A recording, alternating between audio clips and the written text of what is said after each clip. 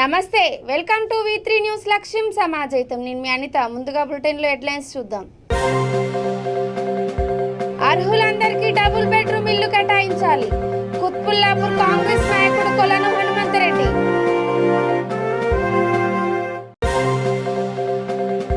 దేశంలో నయా తాలిబాన్ల పరిపాలన. ఏపీసీసీ చీఫ్ శైలజానాథ్ ఆగ్రహం.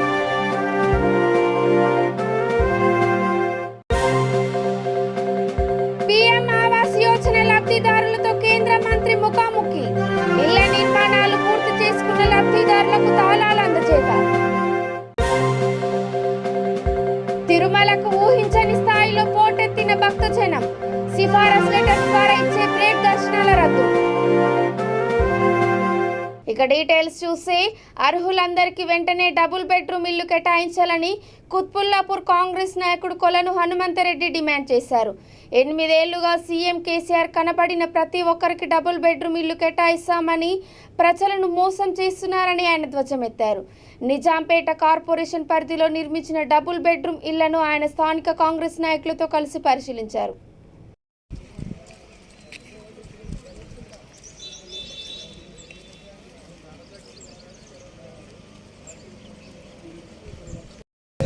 जिंदाबाद जिंदाबाद कांग्रेस पार्टी जिंदाबाद वद्दुरात नायना केसीआर पालना वद्दुरात नायना केसीआर पालना इदे मी राज्यम दొంగల రాజ్యం దోపిడీ రాజ్యం ఇదే మీ రాజ్యం.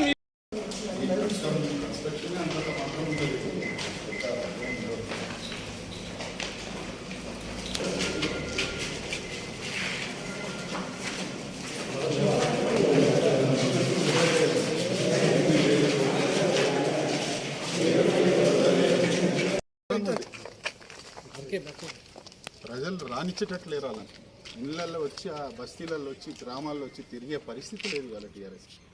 అంత ఘోరంగా ఉంది కాబట్టి ఇవాళ ఎదురుదాడి ఏందండి ప్రగతి. అది ఎందుకు లేదు, ఎందుకు ఇవ్వలేకపోయి? నీకు రాజస్థాన్లో ఉందా ఈ మాటలు, ఈ ఎదురుదాడు? నువ్వు తెలంగాణ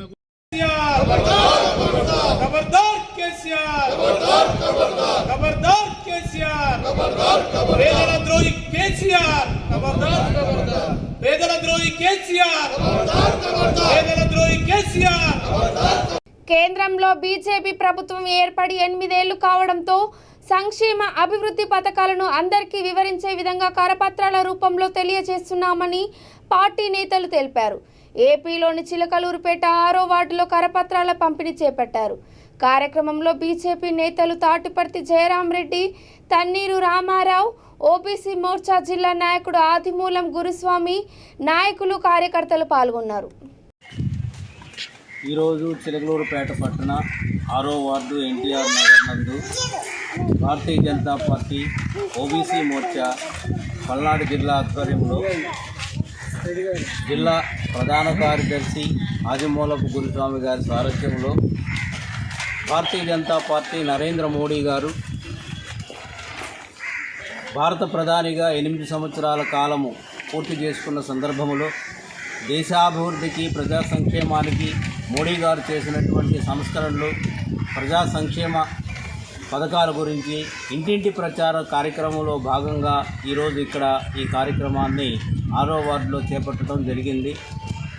నరేంద్ర మోడీ గారు దేశాభివృద్ధి కోసము దేశంలో ఉన్నటువంటి అన్ని రాష్ట్రాలు కూడా ఆర్థికంగా బలోపేతం కావాలని, అదేవిధంగా ఆయా రాష్ట్రాల్లో ప్రజలు కూడా ఆర్థిక సంక్షేమం దిశగా ముందడుగు వేయాలని అనేక సంస్కరణల్ని, ప్రజా సంక్షేమ పథకాలను కూడా చేపట్టి అన్ని రాష్ట్రాల్లో కూడా అమలుపరుస్తూ దేశానికి ఆర్థిక చేయూతను అందిస్తున్నారు. అదేవిధంగా ప్రపంచ దేశాల్లో కూడా ఎక్కడా లేని విధంగా భారతదేశంలోనే అనేక ప్రజా సంక్షేమ పథకాలను ప్రవేశపెట్టి ప్రపంచ దేశాలలో కూడా ప్రశంసలు అందుకున్నటువంటి భారత్ పథకాలు చాలా గొప్పవిగా సాగుతున్నాయి. అదే క్రమంలో దేశ స్వాతంత్రం వచ్చి 70 సంవత్సరాలు దాటినప్పటికీ కూడా గత కాలంలో మనము పోగొట్టుకున్నటువంటి అభివృద్ధి అంతా కూడా కేవలం ప్రధానిగా పదవీ బాధ్యతలు చేపట్టిన 8 సంవత్సరాల కాలంలోనే దేశానికి ఎనలేని కీర్తి ప్రతిష్టలతో పాటు 70 సంవత్సరాల్లో మనం పోగొట్టుకున్నటువంటి ఆర్థిక అభివృద్ధిని కూడా తీసుకురావటం జరిగింది. మోడీ గారి సంస్కరణలు, అదేవిధంగా ప్రజా సంక్షేమ పథకాలు దేశానికి ప్రజలకి ఎంతో చేయూతనిస్తున్నాయి. ముఖ్యంగా మహిళలకు కానివ్వండి, రైతులకి, కార్మికులకి, కర్షకులకి, విద్యార్థులకి, వయోవృద్ధులకి, అన్ని రంగాల వాళ్ళకి కూడాను, అదేవిధంగా ఎస్సీ, ఎస్టీ, బీసీ, మైనారిటీ, అనేక బడుగు బలహీన వర్గాలకు కూడాను, ప్రతి ఒక్కళ్ళకి కూడా, ప్రతి వర్గానికి, ప్రతి ఒక్క వెనుకబడినటువంటి వర్గానికి కూడా ఆర్థిక సంక్షేమం కోసం, చేయూతనివ్వటం కోసం అనేక పథకాలు చేపట్టి ఆ పథకాలను సుపరిపాలన అనేటువంటి ధ్యేయంతోటి పథకాలు ప్రవేశపెట్టడమే కాకుండా అవి పక్కదారి పట్టకుండా ప్రతి రాష్ట్రంలో కూడా చిట్ట చివరి లబ్ధిదారుడికి కూడా అందే విధంగా ఆ పథకాల పర్యవేక్షణ కూడా చేపట్టి సుపరిపాలన దిశగా జనగామ జిల్లా లింగాల గణపురం మండలం చిక్కులోనిగూడెం, మదోనిగూడెం గ్రామస్తులకు మంచినీటి సమస్య తీరింది. స్థానిక ఎంపీటీసీ ఎన్నికల్లో ఇచ్చిన మాట ప్రకారం సొంత ఖర్చులతో ప్లాంట్ ఏర్పాటు చేసి ప్రారంభించినట్లు సర్పంచ్ బొల్ల సత్యనారాయణ తెలిపారు. కార్యక్రమంలో ఉప సర్పంచ్ రమేష్, పెళ్లి విజయభాస్కర్, బండ చంద్రమౌళి, పరశురాములు, పంచాయతీ కార్యదర్శి ప్రవళిక, వార్డు మెంబర్లు తదితరులు పాల్గొన్నారు. తెలంగాణ ఏర్పడిన తర్వాత మందోనిగూడెం, చిక్కులోనిగూడెం నూతనంగా ఏర్పడినటువంటి గ్రామ పంచాయతీ అభివృద్ధి దిశలో భాగంగా స్థానిక ఎలక్షన్లలో, ఎంపీటీసీ ఎలక్షన్లలో మరి స్థానిక ప్రజలు మరి మంచినీటికి ఇబ్బంది పడుతున్నారనేటువంటి ఆలోచనతోని వారందరూ కూడా సామూహికంగా ఒకటే కోరిక కోరడం జరిగింది. మాకు సురక్షితమైనటువంటి మంచినీరు వాటర్ ప్లాంట్ కావాలని చెప్పి వారందరూ కూడా ఏకగ్రీవంగా తీర్మానించడం జరిగింది. దానికి కట్టుబడి వారందరూ కూడా మనసా వాచ వారందరూ కూడా కట్టుబడి ఉండి నన్ను గెలిపించినందుకు కృతజ్ఞతలు తెలియజేస్తూ తప్పకుండా వారు ఏదైతే కోరుకున్నారో ఆ కోరిక ప్రకారము వాటర్ ప్లాంట్ నిర్మాణం చేస్తానని చెప్పి ఆ రోజు కానీ మధ్యలో కానీ మాట ఇవ్వడం జరిగింది. దానికి అనుగుణంగానే ఈరోజు మనము వాటర్ ప్లాంట్ను ప్రారంభించుకోవడం చాలా సంతోషకరం. మరి కొంత ఆలస్యం అయినప్పటికీ దాన్ని మన్నించాలని చెప్పి అనివార్య కారణాల వల్ల ఆలస్యమైంది. దాన్ని మన అందరూ కూడా మనసా వాచ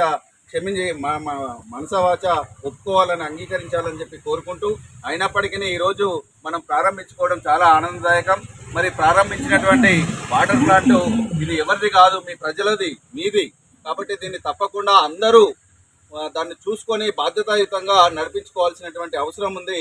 ఎవరి మీద ఎవరు దాన్ని పెత్తనం చెలాయించకుండా అందరూ కలిసి ఏకగ్రీవంగా దీన్ని ముందుకు పోవడానికి ఏ విధంగా ప్రణాళికను ఏర్పాటు చేసుకోవాలనో దాన్ని ఒక కమిటీ లాగా ఏర్పాటు చేసుకొని దాంట్లో వచ్చేటువంటి ఆర్థిక లావాదేవీలు కానీ, దాంట్లో ఉండేటువంటి పని విధానం కానీ అందరూ పాలు పంచుకొని దాన్ని సవ్యంగా నడిపించే విధంగా మరి ప్రజలకు ఎల్లకాలం దాన్ని మన్నికగా ఉండి సురక్షితమైనటువంటి మంచినీరును అందించే విధంగా మనం వాడుకోవాలని చెప్పి కోరుకుంటూ, ఇక్కడికి వచ్చేసినటువంటి మరి చిక్కులోనిగూడెం, మందోనిగూడెం గ్రామ పెద్దలకు, పుర ప్రముఖులకు, సర్పంచ్ గారికి, ఉప సర్పంచ్ గారికి, వార్డు మెంబర్లకు, ఇక్కడ హాజరైనటువంటి మందోనిగూడెం, చిక్కులోనిగూడెం గ్రామ ప్రజలకు, మరి ముఖ్యంగా మన ఎలక్షన్లో భాగంగా ఇక్కడ గత ఆమ్లెట్గా ఉన్నటువంటి మాణిక్యపురం మాజీ సర్పంచ్ భాస్కరన్న గారికి, మరి ఇప్పుడు కళ్యాణ్ గ్రామం నుండి వచ్చినటువంటి మాజీ పిఎస్సిఎస్ చైర్మన్ చంద్రమౌళన్న గారికి, అదేవిధంగా గతంలో మనకు కారోబారిగా విధులు నిర్వహించినటువంటి పరశురాములు గారికి, వచ్చినటువంటి హాజరైనటువంటి ప్రతి ఒక్కరికి కూడా హృదయపూర్వక ధన్యవాదాలు తెలియజేస్తూ థ్యాంక్ యూ.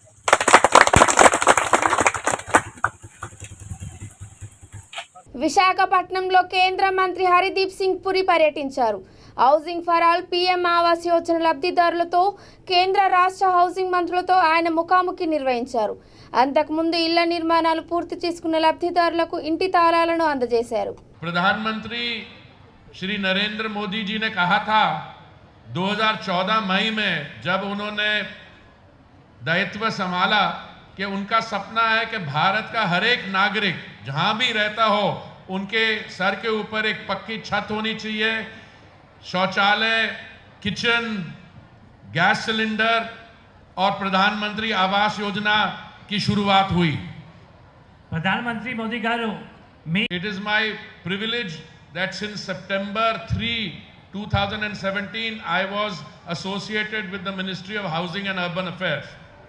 3 సెప్టెంబర్ 2017 నుంచి నేను ఈ శాఖగా మంత్రిగా చేస్తున్నాం. Mantri Awas Yojana is based on cooperation between the center and the state governments.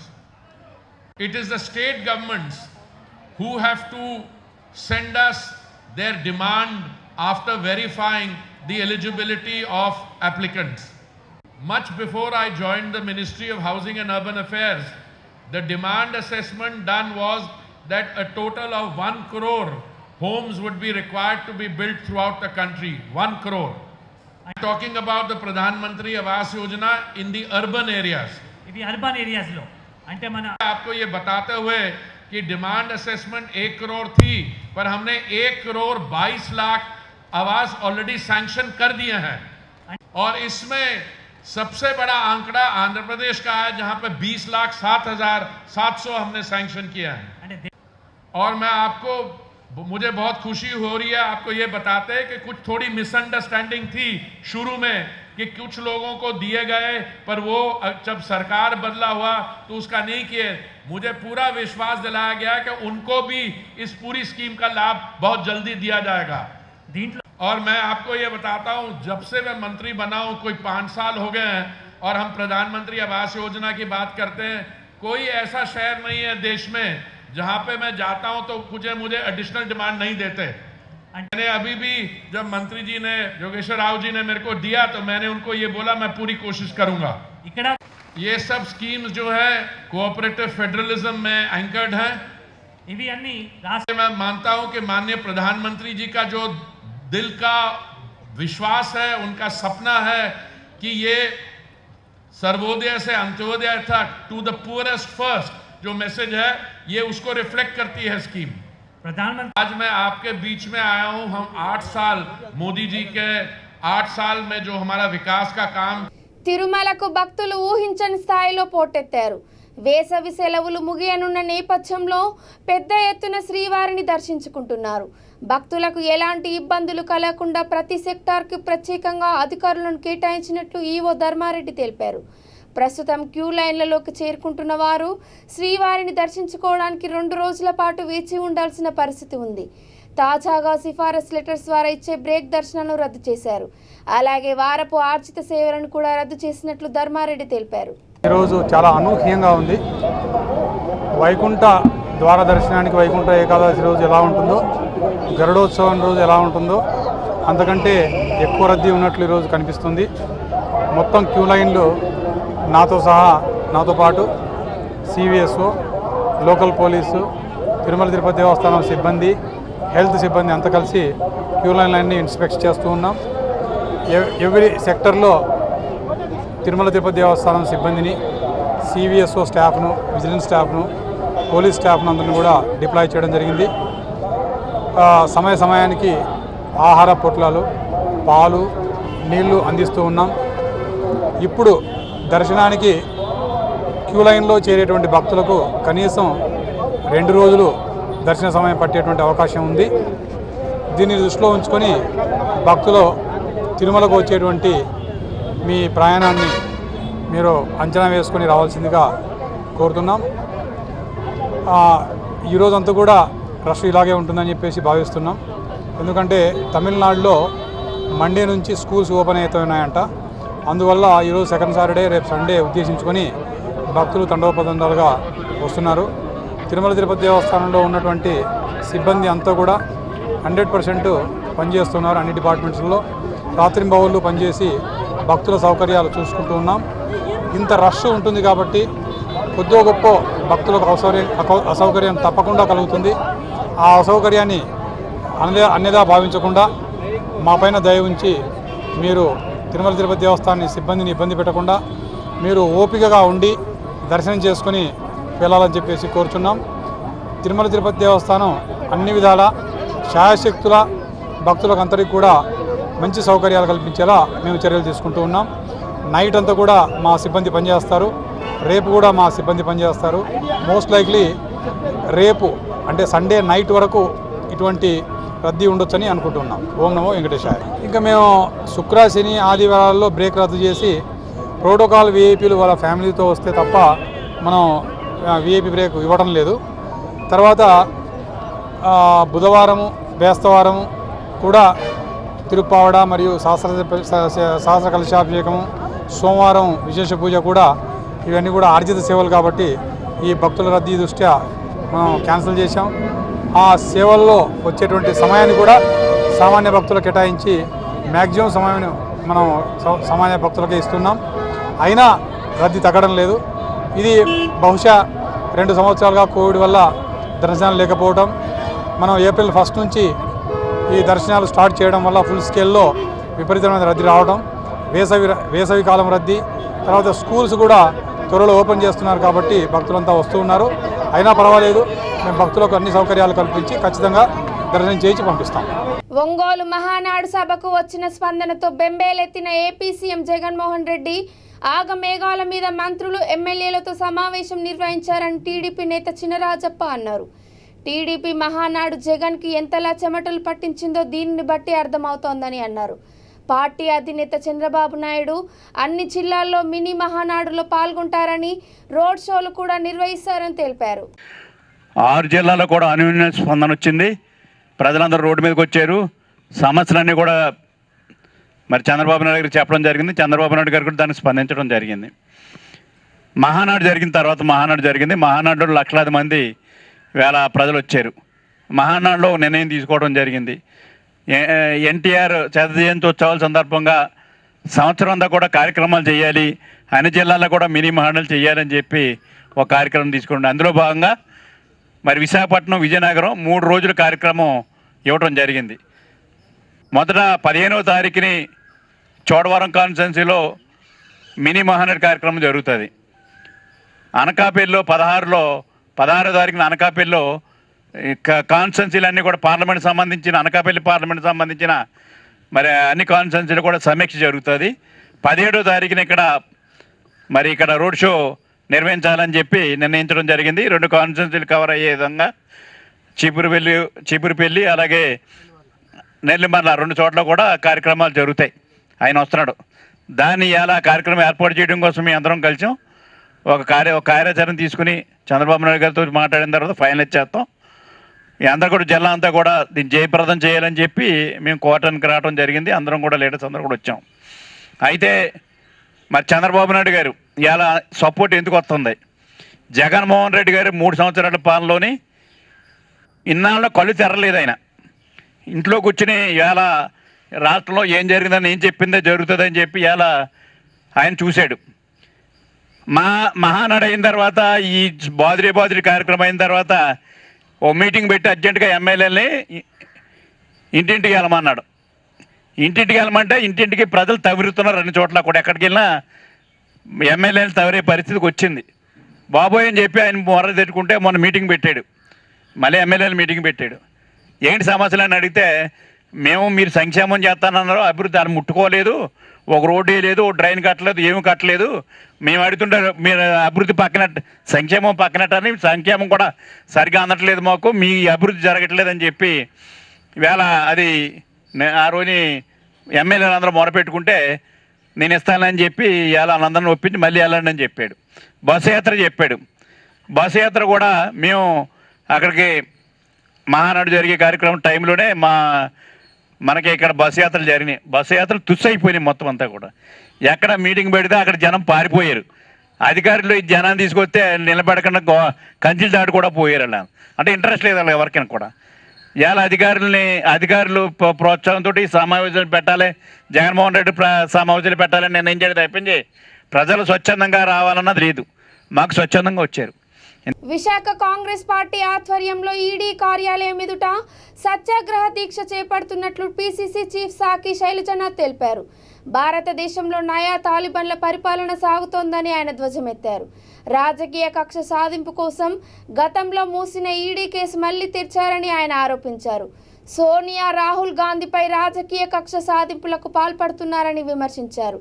దేశంలో జరుగుతున్న అక్రమాలు, అన్యాయాలపై అమిత్ షాను విచారించాలని ఆయన ప్రధాని నరేంద్ర మోడీని డిమాండ్ చేశారు.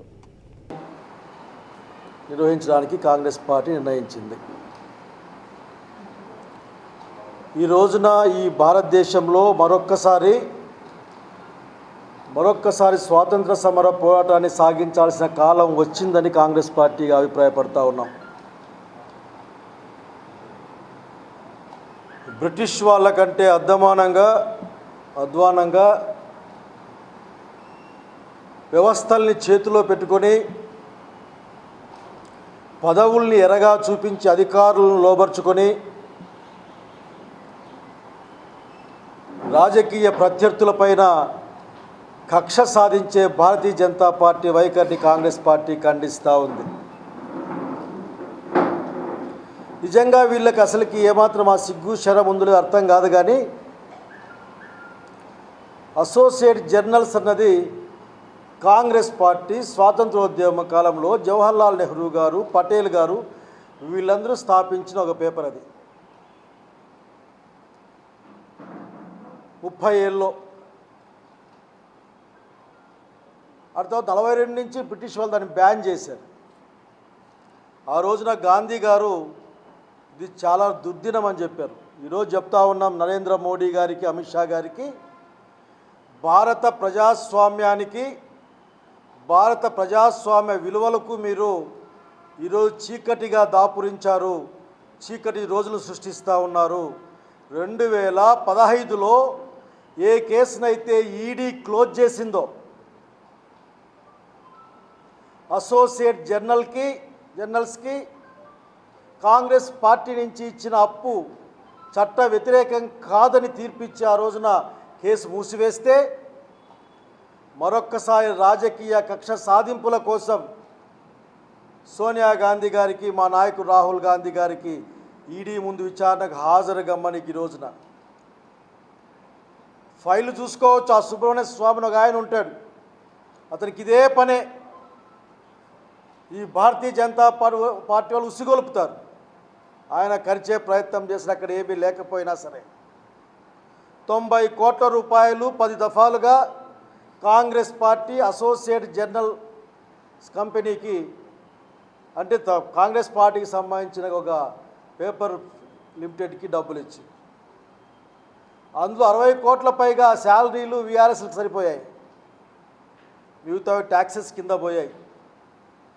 అది నాన్ ప్రాఫిట్ కంపెనీ, అన్ని రిజిస్టర్డ్. అది ఎవరు దాంట్లో ఉన్నా పని చేయొచ్చు, పోవచ్చు, కానీ ఒక్క పైసా కూడా. మహానాడు విజయవంతమయ్యాక అదే స్ఫూర్తిని శ్రేణులు నిరంతరం కొనసాగించాలని టీడీపీ అధినేత చంద్రబాబు నాయుడు తమ్ముళ్లలో మరింత జోష్ నింపేందుకు జిల్లాల పర్యటనకు శ్రీకారం చుట్టారు.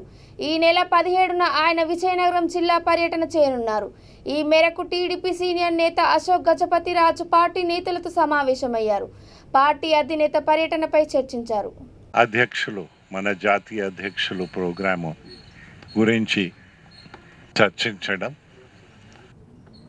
ఫైనలైజ్ చేసే రూపానికి తీసుకురావడం, ఇప్పుడు అక్కడ ఫైనలైజ్ అయిన తర్వాత ప్రకటన అవుతుంది. మన కోరికలన్నీ చెప్పున్నాం. మాకు తెలుగుదేశం కుటుంబ సభ్యులందరూ వారికి ఒక ప్రాబ్లం ఉంది. వారి దగ్గర ఇష్యూస్ మరీ ఎక్కువైపోయాయి. చాలామంది నన్ను కూడా కాంటాక్ట్ చేశారు. ఎందైతే ఏది పని చేయటంలే, అసలు ఎడ్యుకేషన్ చూస్తే 0% దగ్గర ఉన్న ఇన్స్టిట్యూషన్ స్కూల్స్ చాలా అయిపోయాయి. పిహెచ్సిస్ చూస్తే అసలు ప్రైమరీ హెల్త్, ప్రైమరీ ఎడ్యుకేషన్, నాగరిక ప్రపంచంలో లా అండ్ ఆర్డర్ కూడా, దిశ కేసెస్ కూడా విపరీతంగా పెరుగుతున్నాయని విషయము నేను చెప్పక్కర్లే.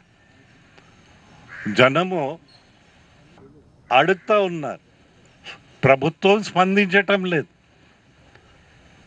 ప్రతిపక్ష నాయకుడికి మరో పెడదామని వారు అడుగుతా ఉన్నారు. దానికి కూడా ఒక అవకాశం ఎక్కడో దొరికితే ఇవ్వమని నేను కోరుతా ఉన్నాను. ఏందైతే అన్నపూర్ణ అని మన రాష్ట్ర పేరు చూస్తే దేశంలో 17వ స్థానానికి వచ్చేసాం ఫుడ్ ప్రొడక్షన్లో.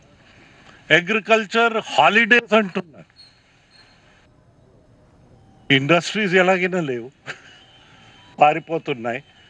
అగ్రికల్చర్ లేకుండా చేసి అసలు బ్రతకడం ఎట్లా అనేది ఒక బాధగా తయారయ్యే రోజులు ఇవి. ఈ రోజుల్లో కనీసం మానత్వ దృష్టితో ప్రతిపక్ష నాయకుడు, మా నాయకుడు జనంలో తిరగడానికి ఎంత ఒత్తిడిలు తెస్తున్నా వీరికి చట్టాలు అక్కర్లేదు. మా గేట్ ఎన్నిసార్లు తాడు పెట్టి కట్టారో మీరు లెక్క పెట్టుంటారు. ఏ చట్టం గేట్లకి తాడు వెయ్యండి అని చెప్తుందండి? అసలు చట్టాలు లేవు, రాజ్యాంగం లేదు. ఏం చేస్తున్నారో పద్ధతులు లేవు. బాధ్యత స్వీకరించే ప్రభుత్వం మన దగ్గర లేనే లేదు. బాధుడా? ఎలాంటి బాధుడంటే మహబూబాబాద్ జిల్లా కురవిలో నూతన రామాలయం గుడి నిర్మాణానికి డోర్నకల్ నియోజకవర్గ కాంగ్రెస్ పార్టీ బాధ్యుడు మాలోతు నెహ్రూ నాయక్ 50,000 రూపాయలు విరాళం అందించారు. ఇక్కడ మీడియాతో ఆయన మాట్లాడుతూ నియోజకవర్గంలో ఆలయాల నిర్మాణాల కోసం తన వంతుగా సహాయ సహకారాలు ఉంటాయని అన్నారు. కార్యక్రమంలో కురవి మండల బాధ్యుడు డివై గిరి, మండల నాయకులు శ్యామల శ్రీనివాస్, మహేందర్ రెడ్డి, గుగులోతు లాలు నాయక్ తదితరులు పాల్గొన్నారు.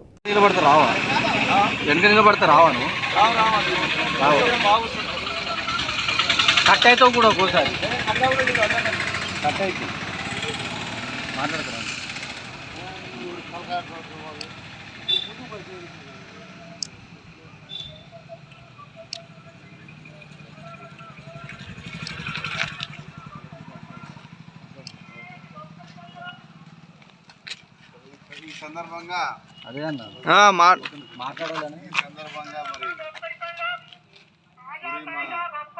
గ్రామంలో మరి ప్రజల కోసము, ప్రజల బాగు కోసము మరి అందరు ప్రజలు కలిసి మరి రాముల వారి టెంపుల్ని మరి ఇక్కడ కట్టడం జరిగింది.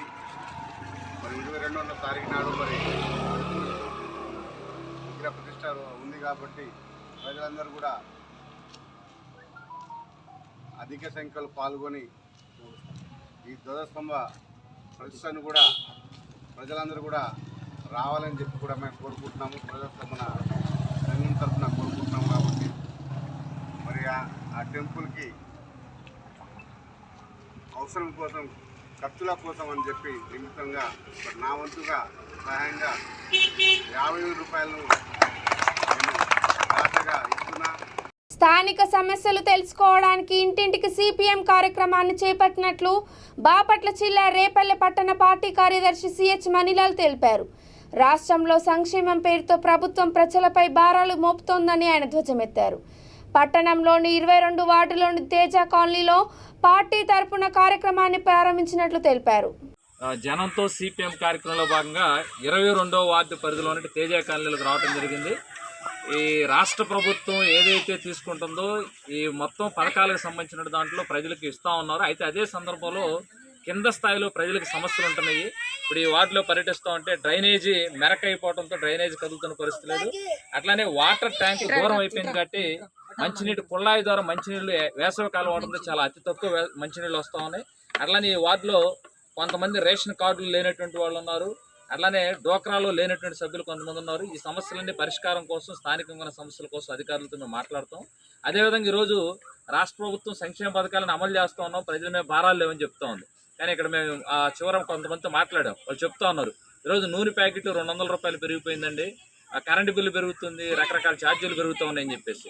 అయితే రాష్ట్ర ప్రభుత్వం కింద స్థానికంగా ప్రజలు ఎవరైతే ఉన్నారో వీళ్ళ సమస్యల పరిష్కారం చేయడం కోసం ప్రయత్నం చేయాలి. ఈరోజు ధరలు పెద్ద ఎత్తున పెరుగుతూ ఉన్నాయి. ఈ ధరలు పెరిగిన దాంట్లో భాగంగానే పట్టణాల్లో ఆస్తి పన్ను, చెత్త పన్ను ఇట్లాంటివి పెరుగుతూ ఉన్నాయి. ధరలు ఆయిల్ ప్యాకెట్ 200 అంటే ఈరోజు ఒక వ్యవసాయ కూలి కానీ చిన్న చిన్న ఉద్యోగస్తులు కానీ పనిచేసుకున్నటువంటి వాళ్ళకి ధరలు పెద్ద ఎత్తున భారంగా ఉంది. ధరలు తగ్గించాలి. అట్లానే మొత్తం పట్టణంలో ఉన్న స్థానిక సమస్యల మీద ఈ రోజు నుంచి తిరిగే పేదలున్న ఏరియాలో సిపిఎం పార్టీగా జనంతో సిపిఎం కార్యక్రమం చేయడం జరుగుతూ ఉంది. సమస్యల పరిష్కారం కోసం అధికారులతో, మున్సిపల్ కమిషనర్ గారు, సంబంధిత శాఖ వాళ్ళతో అందరితో మాట్లాడతాము. పట్టణంలో మారుమూల ఉన్నటువంటి పేదలున్న ఏరియాలని ప్రత్యేకంగా అధికారులు పర్యటించి సమస్యల పరిష్కారం చేసి తెలియజేస్తాం. ఇక బులెటిన్ ముగించే ముందు హెడ్లైన్స్ మరోసారి. అర్హులందరికీ డబుల్ బెడ్రూమ్ ఇల్లు కేటాయించాలి. కుత్బుల్లాపూర్ కాంగ్రెస్ నాయకుడు